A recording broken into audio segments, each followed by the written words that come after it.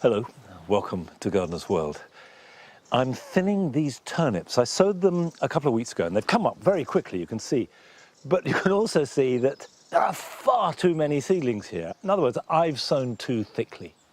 And if I leave them, I'll get turnips all right, but they'll all be small. They'll be competing like mad for water and nutrition and light, and I won't get the harvest that I want. And at this stage, the easiest way to do it is just go down the rows and take out the edges, try and thin them right down. You don't need to take out individual plants, just pull away at them. And because it's been raining, they're coming out really easily.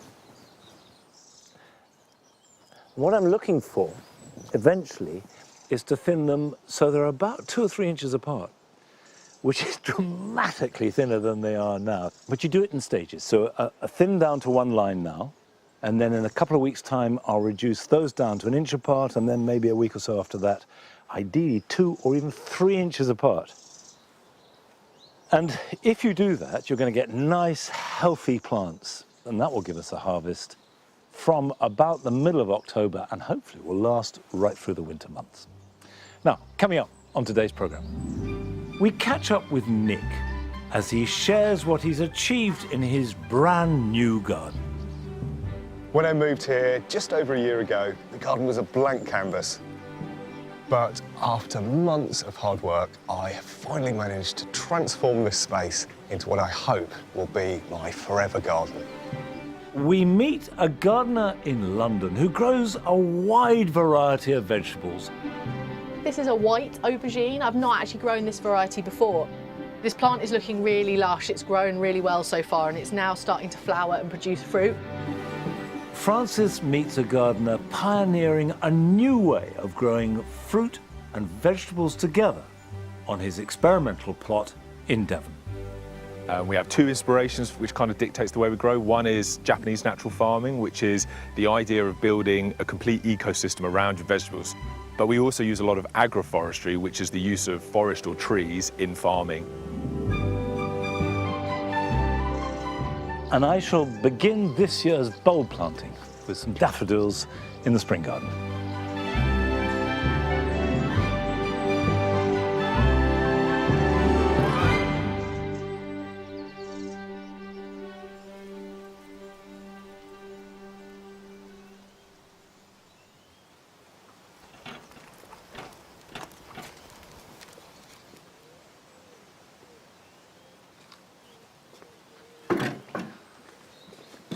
Ooh, it's heavy. Let's pop that down there for a moment. Now, there have been big changes here, although hopefully it's not too noticeable now, because in July we dug this path up, going right the way back to the Paradise Garden, went 1.5 meters deep, and put in a big perforated pipe to take the rainwater away. The rainwater was flooding this area. So hopefully that will lessen the load and means that if we do get the sort of weather that we're getting over winter now, the garden won't get so flooded. But of course, we put back the hard path, and I thought of returfing, but then I thought, well, the trouble is it doesn't grow terribly well here because it's shady, so why not just widen the borders? And that's what I've done. Now, if I planted a row of plants, that would look like bedding, and that wouldn't at all suit the informality of these beds. But what I have got is the Alchemilla mollis, which lined the path in the long walk. And the way that it grows is informal. It spills and falls and flops in a delightful way. And you can see that these are plants that are dug up out the ground. I haven't tried to break them up and make them smaller. Cut them back, so all the energy will go into the roots. They're not going to flower again this year, so that doesn't matter. And I'll place them not right on the edge, but a little bit back, because that will easily spill over. So I can just pop them in like that, put that a bit further back. Again, I'm not on the edge, but like that. I can go there. And you can see it's still pretty dry, but I can just use my hand on that. Pop that in like that, and it goes around. And I'm doing Alchemilla mollis here, but now is actually a really good time of year to move plants, to lift them, split them, maybe sort of put some aside and create more, which we're ready to plant out next spring. Others you might just want to divide in 2 or 3 and increase the size of clumps or take them elsewhere in the garden. But the soil is warm, the sun is shining, and although the top part of the plant won't grow very much at all, the roots will, and that's what matters. Now, while I'm planting these, we're going to visit Nick in his new garden that he moved into a year ago, when he immediately started collecting plants and making plans. He was planting busily this spring, and I remember we saw him on a very wet day while he was doing that. Well, since then, there has been quite the transformation.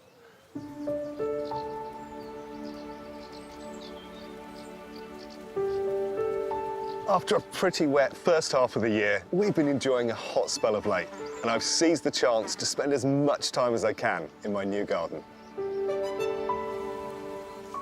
When I moved here just over a year ago, the garden was a blank canvas with little more than a lawn, a few trees, all framed by stone walls.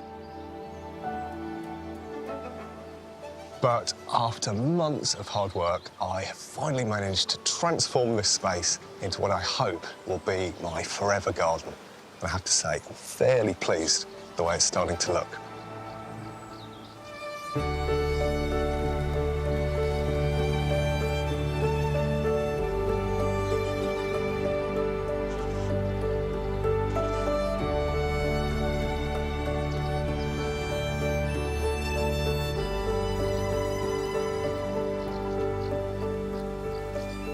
Gone for quite a tight colour theme through the garden, and I think it always helps to kind of bind a whole space together and really unify it. And so there's a whole load of limes that run through all of the planting, but I also used blues and these kind of purpley tones along with kind of oranges and peaches. I'm pretty pleased with the way they're all holding together. And there's been a few real stars this year. A particular favourite of mine is this salvia called Nachtvinder, and it's got that kind of deep, plummy, grapey tone to it. It's absolutely gorgeous.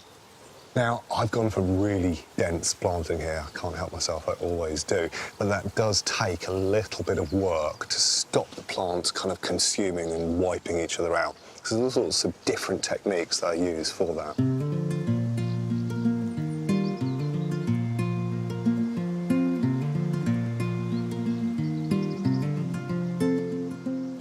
So a plant like this helichrysum has a wonderful kind of sprawling quality to it. It's almost sort of scandent. But to kind of manage it in this level of density, what I tend to do is to go through every few days and literally just pull these stems out, make sure they're not compromising anything else. And so it's just a little bit of kind of gentle corralling, placing. Now, I'm also noticing here this dahlia is doing brilliantly well, but it's a couple of days away from compromising the lavender. So I tend to use these kind of split green canes. They're quite useful because they're almost invisible in the border. You put them right in, and the idea is that the staking is as invisible as possible. And so what I'm going to do is just a little cross staking in here, and just that subtle difference. That's just a few centimetres further back, but it's going to stop the lavender from being compromised and allow them to grow and look beautiful together.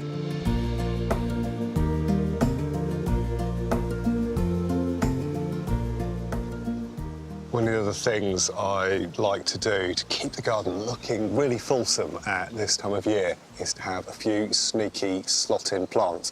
In other words, things I've grown elsewhere but can just drop into the borders at the back end of the season. And this sedum, or Heliotoliphium, is a good example of that. So this is an absolute cheat. It's just in its container, sitting in the border. It's incredibly drought tolerant, so it's very easy and happy kind of in this container. It meshes in, you can't see the pot at all, and it just gives that little extra bit of colour, elevation and structure for the rest of the season.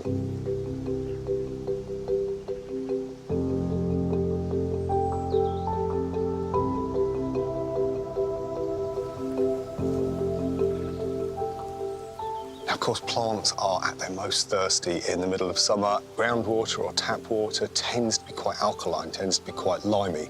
Certain plants, like brassicas, like that, but the bulk of plants prefer a slightly acidic water, and rainwater, of course, is always that. So I want to introduce a whole series of water butts down here to capture water from the top of the glass house and keep my plants happy.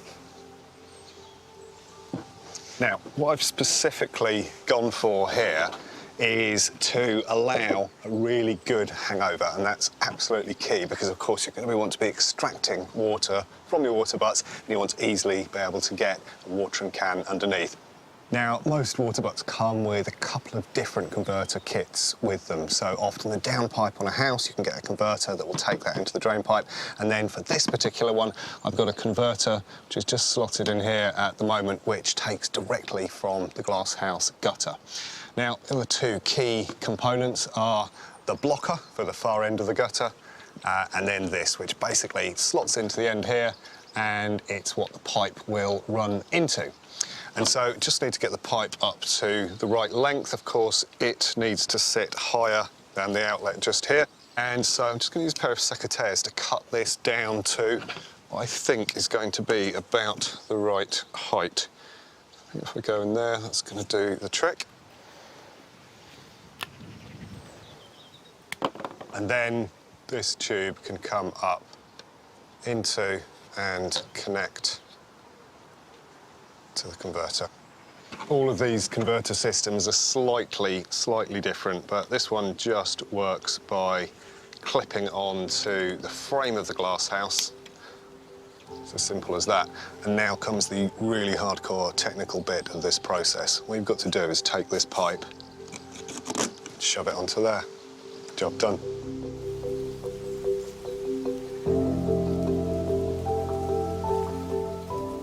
This mesh has been absolutely brilliant at protecting my brassicas, particularly from cabbage white. But I've just taken it off because I've noticed one has somehow managed to get in, and so there's a little bit of caterpillar damage over there, so I need to be really careful. Now, this veg garden has been a real experiment for me this year, basically because I ended up starting it so late. So the potatoes back here, the first earlies, ended up going in about 3 months later than they ideally would have done. But I reckon it's always worth an experiment because they're just coming into flower now, and I reckon in about 2 weeks' time there's going to be some kind of crop under there. And then I've got a spare bed over here, so I'm going to put a massive kind of winter veg into there. So the likes of turnips and some perpetual spinach should hopefully keep me going through the cold months.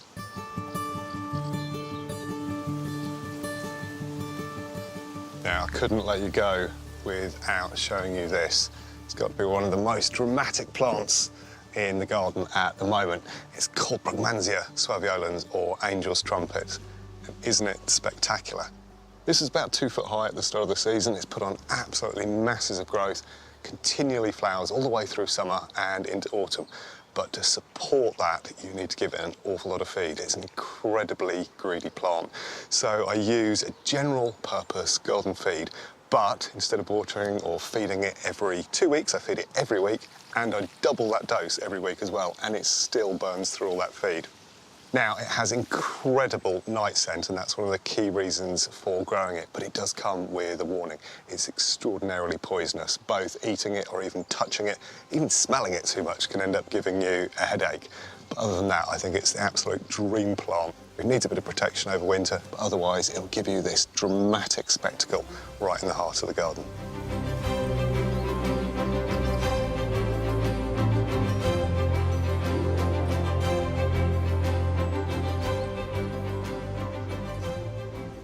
Well, it's been quite a journey to get the garden to this point, from a piece of turf through to productive growing and lots of colour. And I'm really looking forward to the next stage of development, which is all about putting in my spring layer. So that'll be all the tulips that go in during autumn time. Now, I'm only part way through the journey in creating this garden, but that's part of the process. It's always in an endless flux, and I think that is what makes gardening amazing.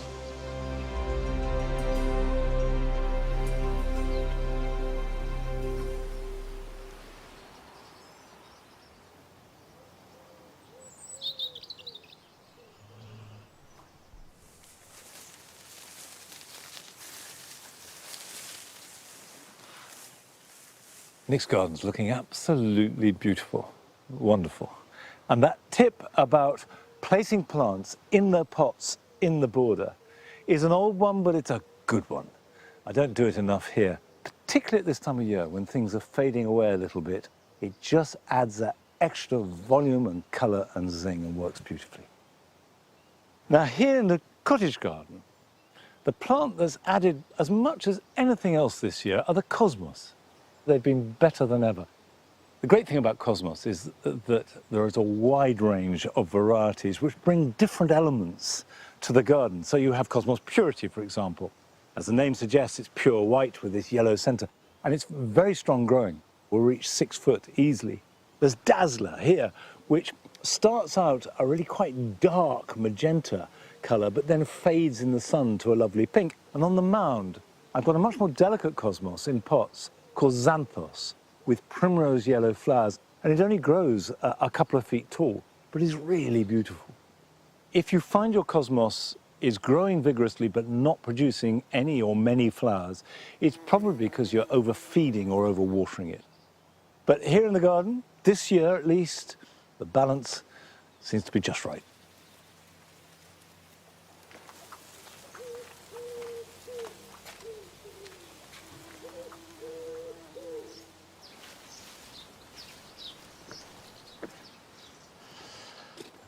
Up here on the mound, particularly on this top level, we've had a mixture of failure and success. The success is really based around the lush exotic planting of the cannas, banana, gingers, which for the first time I left in the ground over winter. The failure is here. This was a wisteria, a white wisteria, and the idea was to grow it up above the front of the building here on the mound, and you can see I've put wires in place. But one night last winter when it dropped to about -15, killed it. So I'm going to take it out and plant something else in its place. There we go. You can see the roots have completely rotted off. That is a very, very sad ex-wisteria, so that goes. I'm not going to plant another wisteria in its place. I'm going to put in a honeysuckle. I'm just going to loosen the soil.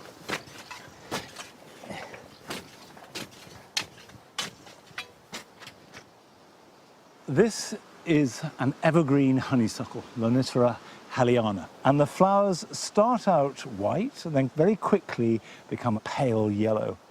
Many honeysuckles are deciduous and lose their leaves, but this doesn't, so it looks good all winter.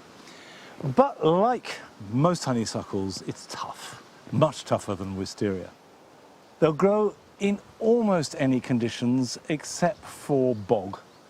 They like drainage. And as far as planting is, I'll just pop it in the ground. Let's take these out.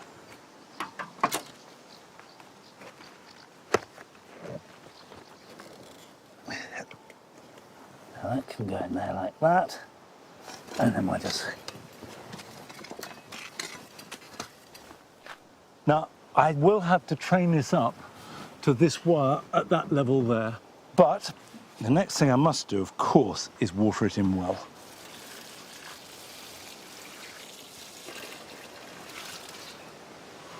That should start to grow away next spring, and I have every confidence that by next June, there will be flowers that don't just look good, but smell wonderful too. Now, a few weeks ago, we went to visit Martha Swales in her garden in Lewisham, in southeast London.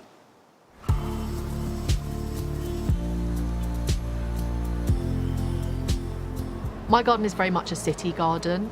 It's got trains going by, planes flying over.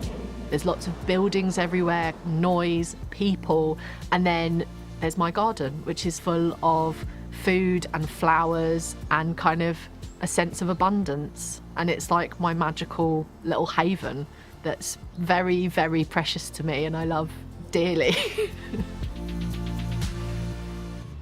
My name's Martha and this is my little city garden in the middle of southeast London. This is a sunny, pretty much southwest facing garden. It's 5 metres by 8 metres, so it's not very big. And when we first moved in, it was a blank canvas essentially, and transforming it has been such a joy.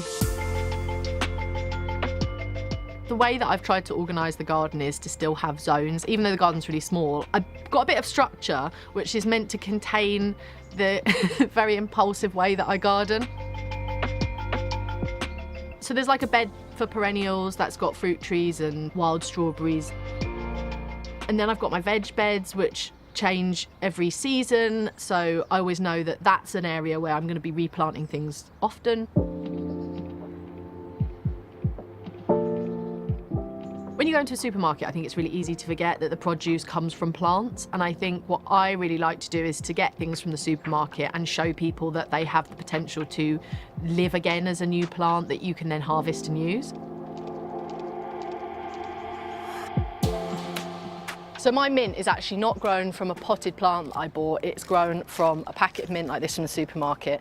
So the great thing about growing a plant from a piece of mint like this is that you actually use the bit that you would otherwise throw away. So you're just going to pinch off your mint, and then we've got this. Now the end is quite dry, so I'm just going to chop it off. So I'll literally just take my mint and pop it into a glass of water like that. These were done a week ago, and they are starting to grow roots already. And then you just take your rooted cutting, and you literally just make a hole, put it in, keep it well watered, and it will grow into a pot of mint. There were 3 stems when I planted this 2 years ago.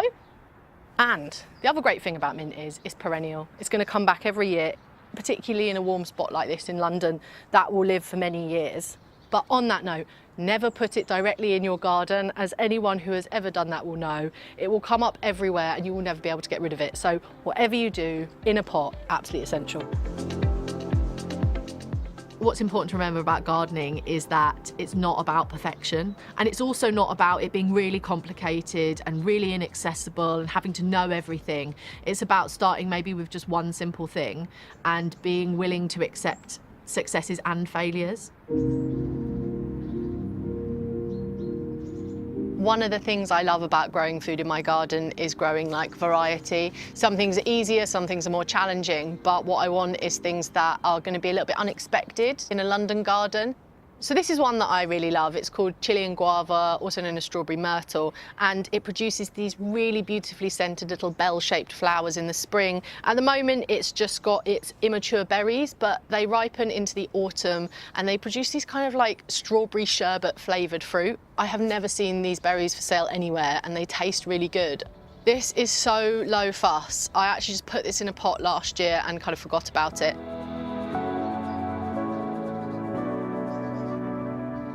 I've been gardening in the elements for 12 years, and having a greenhouse has been a very lovely addition.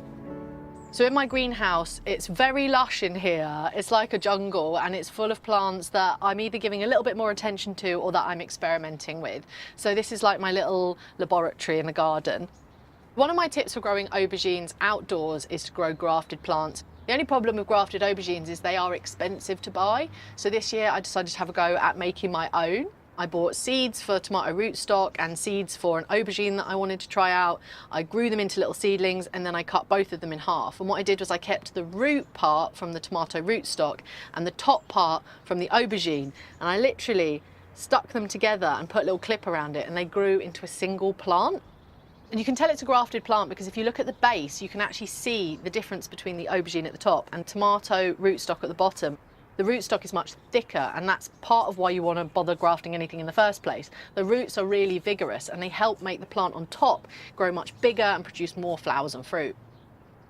So this plant is looking really lush. It's grown really well so far, and it's now starting to flower and produce fruit. And I completely forgot what variety I'd sowed, so I'm excited to see this is a white aubergine. I've not actually grown this variety before, but judging by this incredibly thick stem, I think this could end up being an absolutely huge aubergine.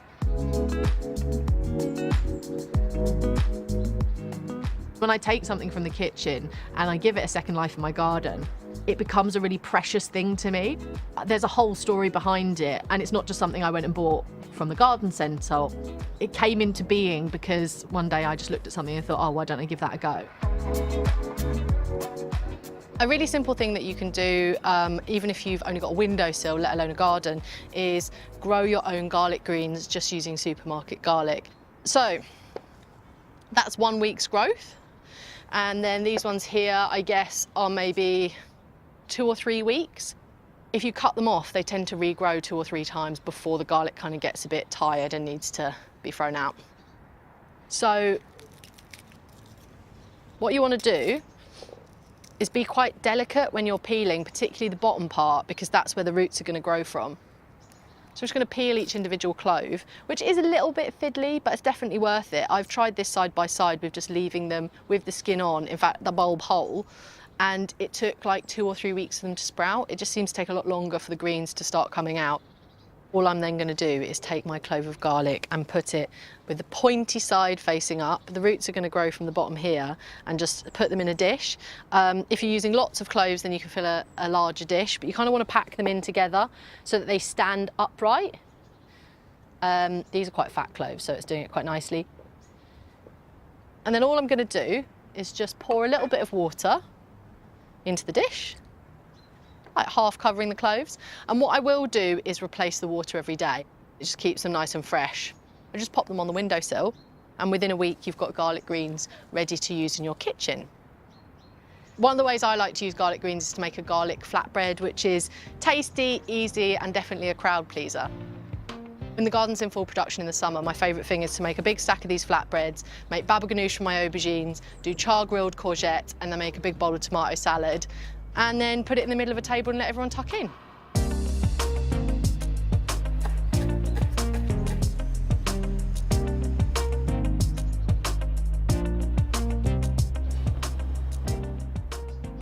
It's definitely worth waiting for, even if it took a week or two to grow the garlic.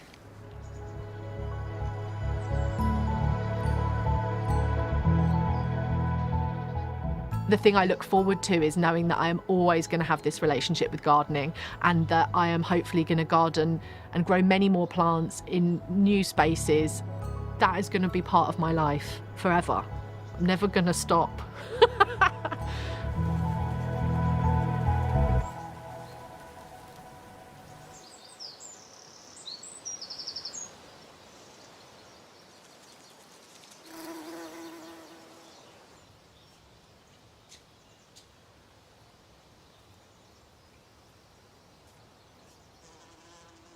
Martha's tip about the garlic is a really good one.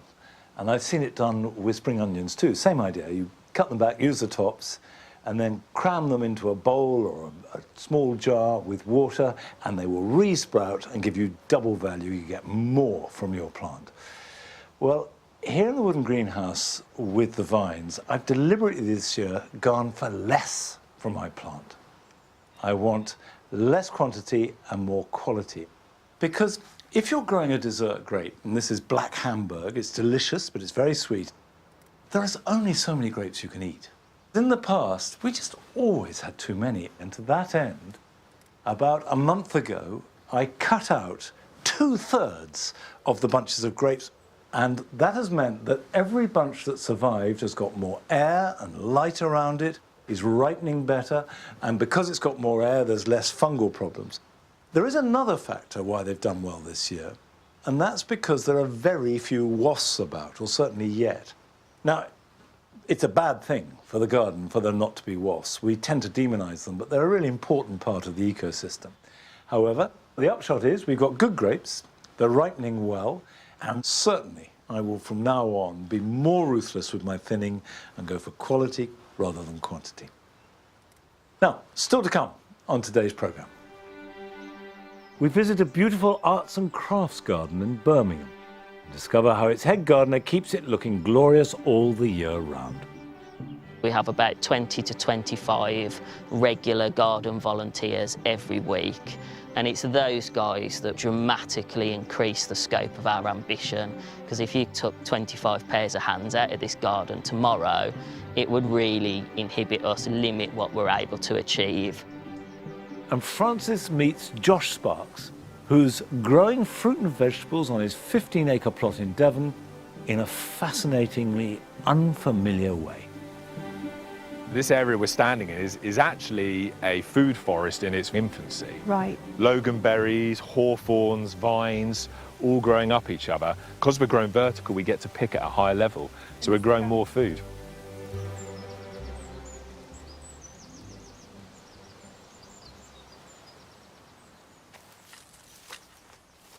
Here in the spring garden, it looks like absolutely nothing. It really does not perform. in the summer or even the autumn months. But as soon as we get to the first snowdrops, which in a mild winter can start to appear before Christmas, it is then a wonderful unfurling tapestry of flower. Now we are going into September, I'm starting to think about bulbs and bulb planting. And really, most bulbs are better planted in September if you can get it done. It's not essential. You can plant in October, and tulips shouldn't be planted till November and December. But daffodils, mascari and early irises and crocus and fritillaries all do best if you can get them in the ground early autumn, because the ground is still warm and the roots can start growing and get good and strong. And what I'm going to put in here is one of my favourite daffodils. It's called tete-a-tete. It's small, it has a really rich colour, a good clear yellow with a small trumpet. It will flower in February and go through into March. The snowdrops will die back and these will come through.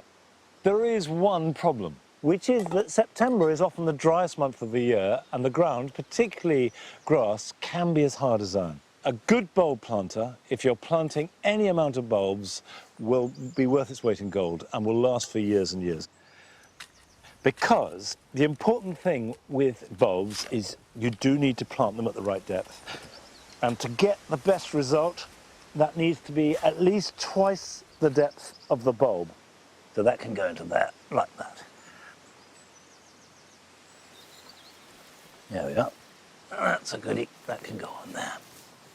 Now, while I'm planting these, we're going to visit a garden just a couple of miles from Birmingham city centre that is one of the country's best examples of an early 20th century Edwardian arts and crafts garden.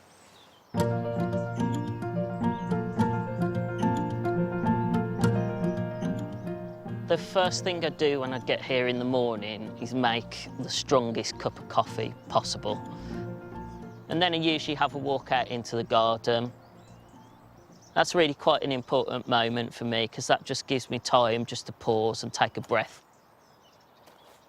Have a look around me, observe what's happening and what needs to be done.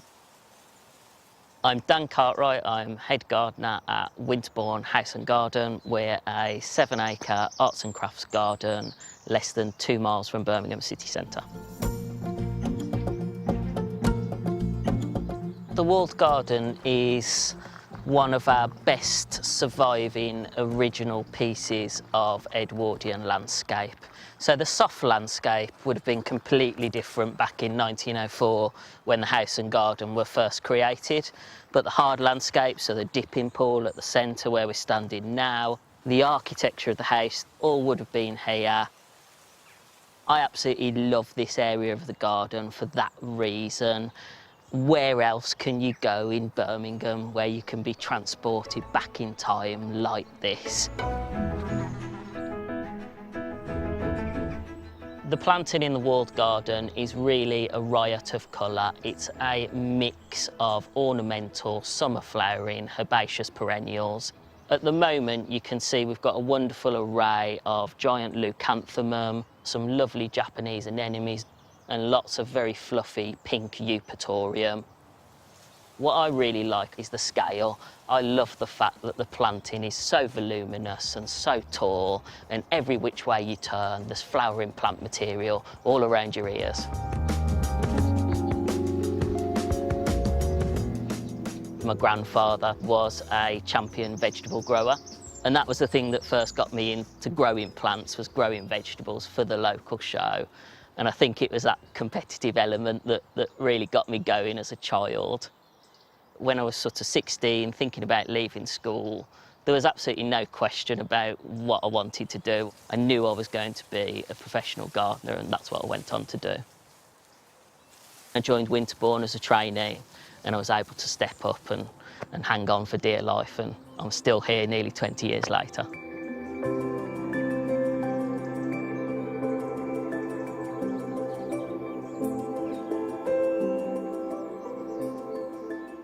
This is our 40-metre long arts and crafts pergola. And this is pure horticultural indulgence. It's absolutely laden with ornamental vine, clematis, jasmine and climbing hydrangeas. On a really hot summer's day, diving into the cool and shady pergola, it's like having a cool pack for your eyes.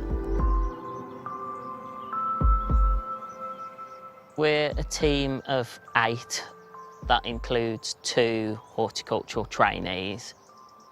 We have about 20 to 25 regular garden volunteers every week.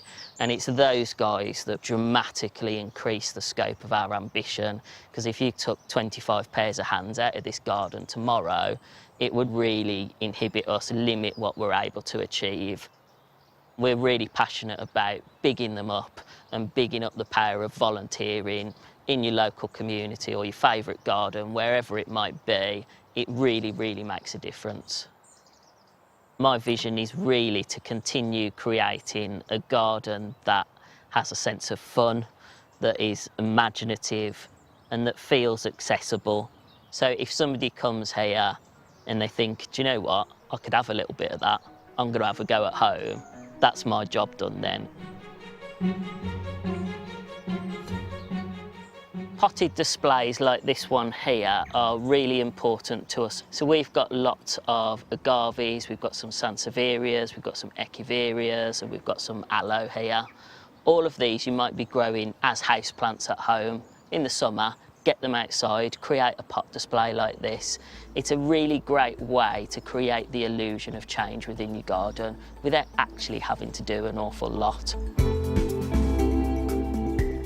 One of the things that I really like to do in this sundial area is use commoners muck plants here. So this is the slightly shorter verbena lollipop, often used as an edging plant or in the fronts of borders, but really good in pots as well. It flowers all summer long and doesn't even need deadheading. Other plants that we've got here, again, very, very common. We're looking at Pelargonium fragrans here, very heavily scented when you crush the leaves. And then, of course, the ever-present salvias. So we've got Salvia Cambridge Blue and some pink Salvia Dayglow. We're using Mediterranean plants that are relatively forgiving. If we miss them on a very hot day, they're not going to collapse and die overnight.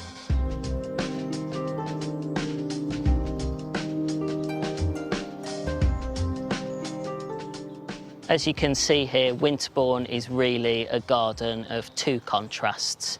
In the upper half of the garden, it's very ornamental, often formal. As we move further away from the house, it gets very wet. This area is fed by lots of natural underground springs, but it's also much less formal, a little bit wilder, and very, very naturalistic. When I'm in the garden, I feel all sorts of emotions. Sometimes it's fear, it's panic, it's frustration because something's gone wrong. But then that dissipates and we start working and we start getting to grips with it and we realise that's gardening. You roll with the punches, you get on with it. And then often you feel an enormous sense of gratification and satisfaction. And it's in those moments that I realise it's absolutely magical and it's a privilege to be able to work in a space like this.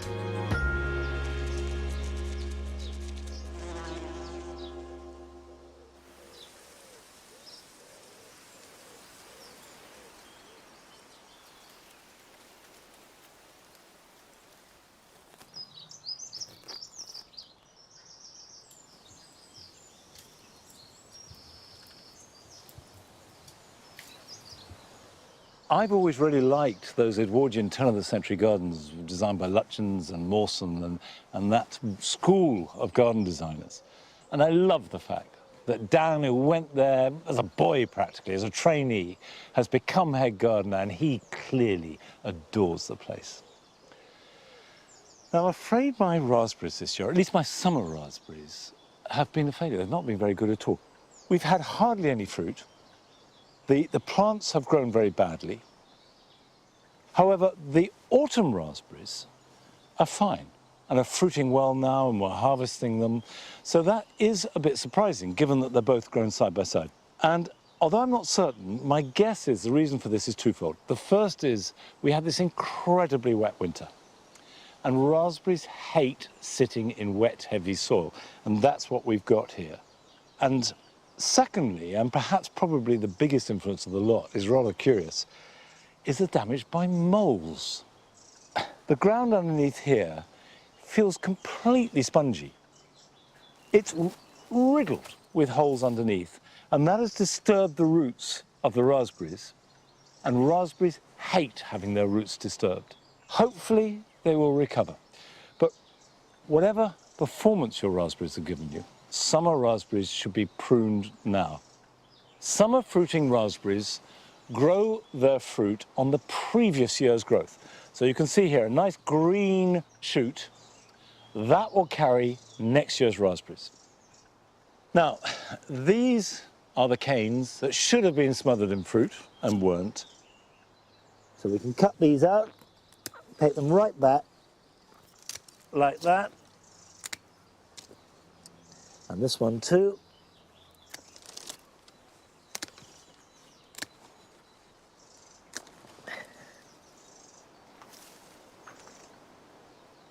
And what I will do is tie that in there. Got this one in the middle there. So about sort of 4 to 6 inches apart. And the reason you're tying them in permanently is because these have got to stay here all winter. And they won't start to fruit till next June. So therefore they need to be protected against the wind above all else, so they don't whip around and break. You can train them against a fence. I like to train them against a wire because you get better ventilation. Right, let's tie that off. And I'll do this on each row. So we've got the bottom 2 rows and a top row here.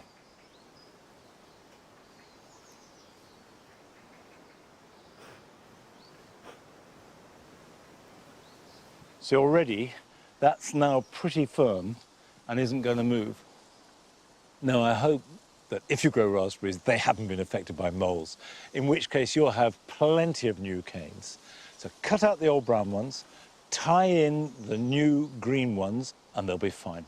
Now, this is very much a conventional way of growing raspberries. And I mean, I remember my father training them exactly like this 60 years ago. But Francis has been down to Devon to visit a grower who is trying out ways of growing fruit and vegetables that will be unfamiliar to many of us.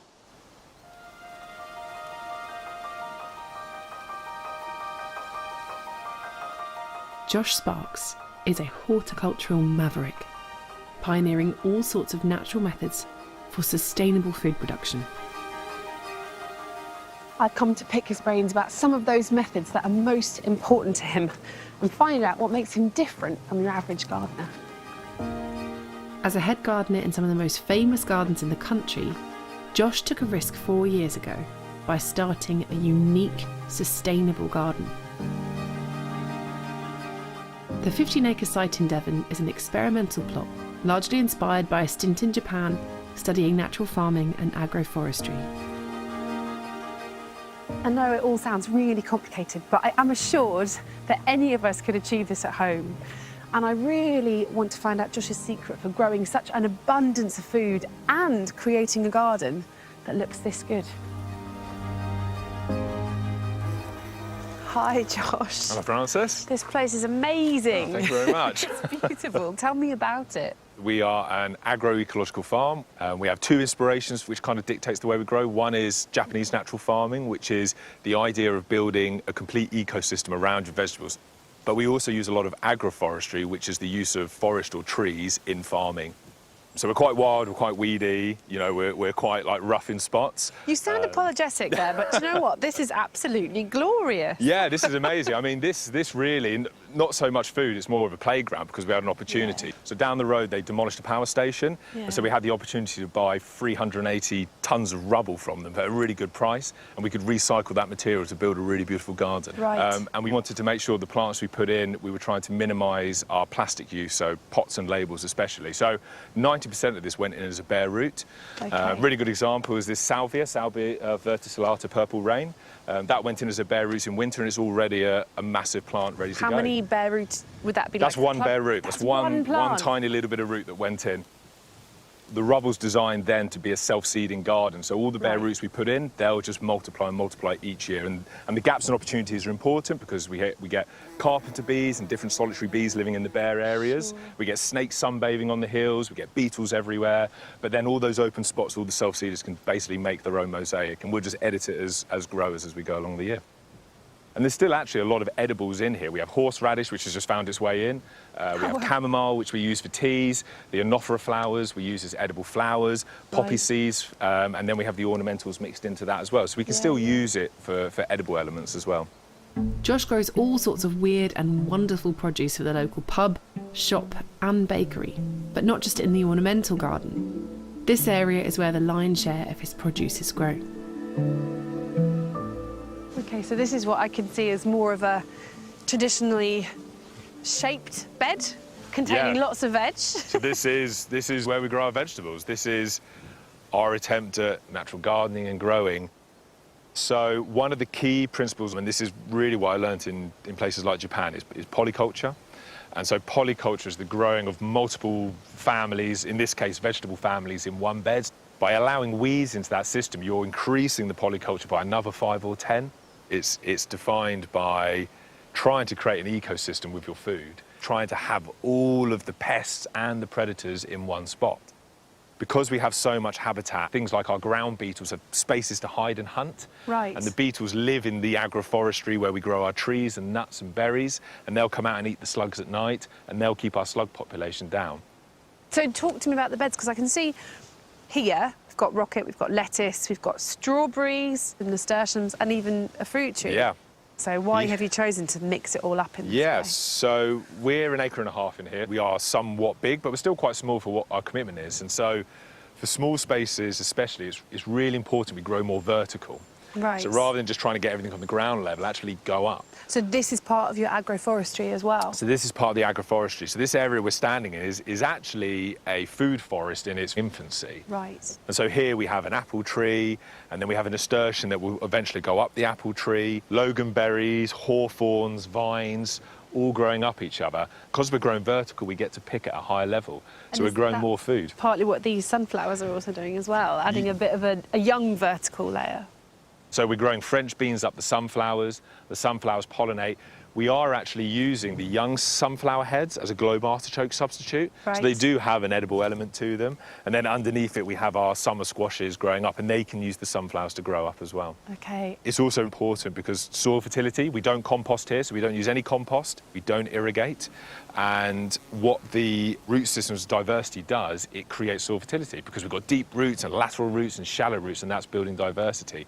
And the transpiration each morning is getting caught by all the cover from the weeds and everything, and that moisture is getting kept in the bed. So we don't have to irrigate as much in the summer once the bed's up and running. Right.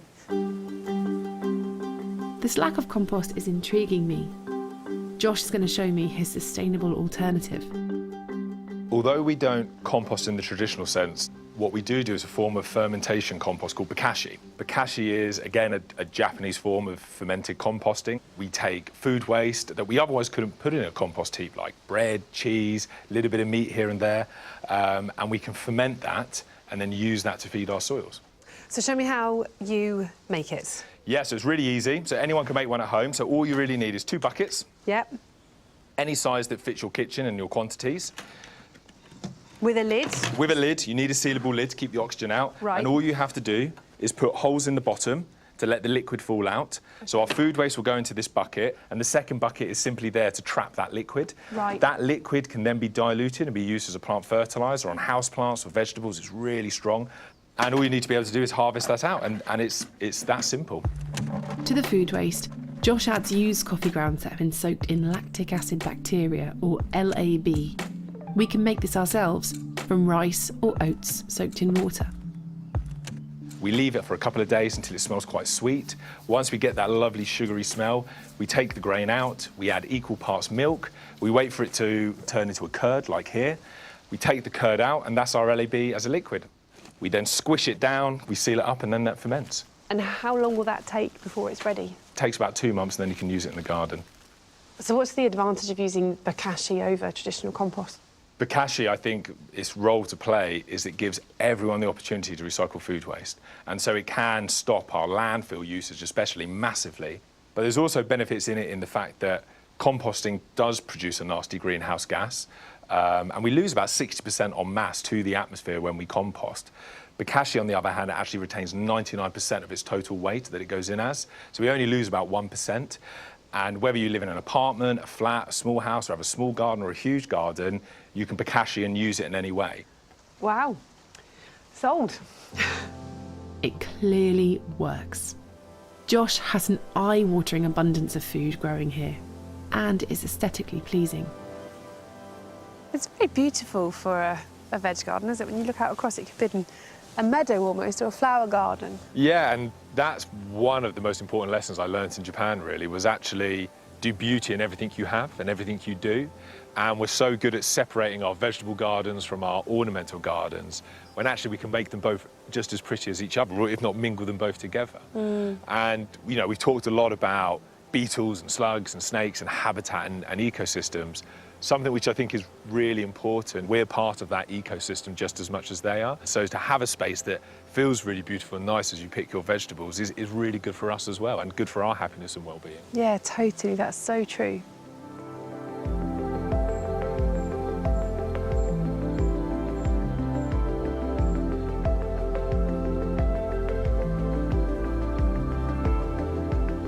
This garden combines a lot of things that I find really interesting as a gardener: improving biodiversity and growing food. And often when we think of gardens that do both of those things, we can imagine spaces that are quite messy. And here, Josh and the team, through their innovation and their imagination and their slightly elevated approach, have created something that does all of that and yet has maintained something that's really, really beautiful. It just shows that you can have it all and create something really stunning.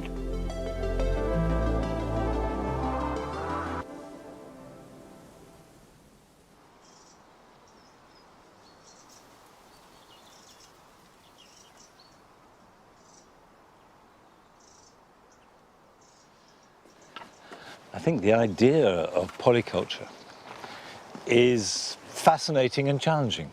I'd be very interested to know how that develops.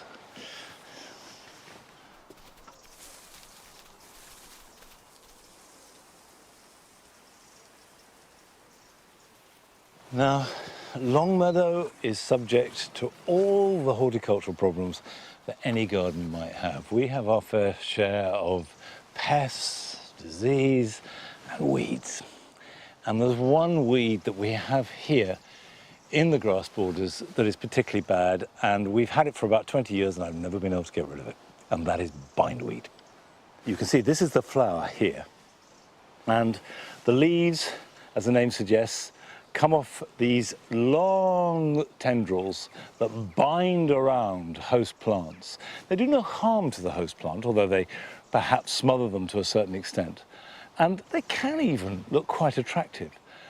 But it is a really difficult perennial weed to get rid of. And perennial weeds, like bindweed, couch grass, ground elder, grow from the roots. So just taking off the top growth is not going to do anything other than slightly weaken them. And with bindweed in particular, the roots are very brittle. I've got some here, look. A tiny little bit of root will develop a new plant. So if you've got it in the ground, the worst thing you can do is rotivate, for example, because all you're doing is chopping up the roots and making hundreds of new plants. The only way to get it out is to dig it out and dig out every scrap of root. And about 15 years ago, we did this in the jewel garden. The bindweed got really bad. So we systematically worked through the jewel garden. It took about 6 months, digging up every plant, washing the roots to get out every little bit of bindweed that might be in it, potted them up in clean compost, put them to one side, and then as we cleared one of the beds, we dig it over, taking out every little piece of bindweed root that we could find. Inevitably, we left some in, and there is a little bit in there, but it's not too bad, and then we replant it. Now, to get rid of the bindweed in this border is a big job. It's very daunting, and at very least, will take weeks. But here are some jobs you can do this weekend.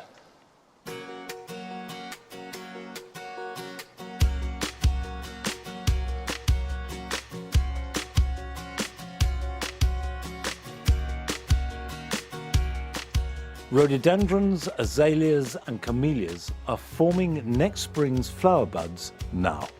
So it's important to keep them well irrigated, because if they're dry in autumn, they have a habit of falling off the plant in spring before they open.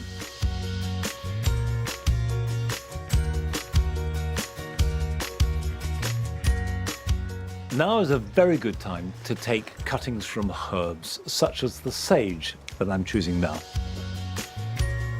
Take the cutting from good, strong growth, pop them in a polythene bag to keep them fresh, and then strip off all the lower leaves, clean the cup below a node, and place them in a very free-draining compost mix by adding plenty of grit, or as I've done here, vermiculite. Water them well, and then either keep them misted every day, or you can put them in a polythene bag, which will retain the moisture. They should root in about 3 or 4 weeks' time.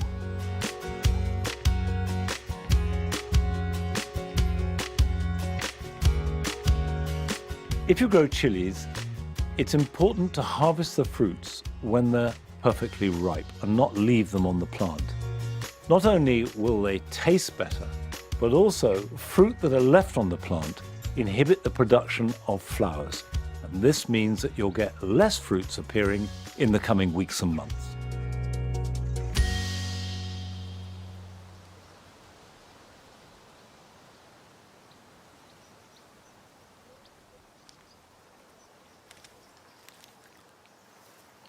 These are the seeds of sanguisorba, and I've got them here by the thousand.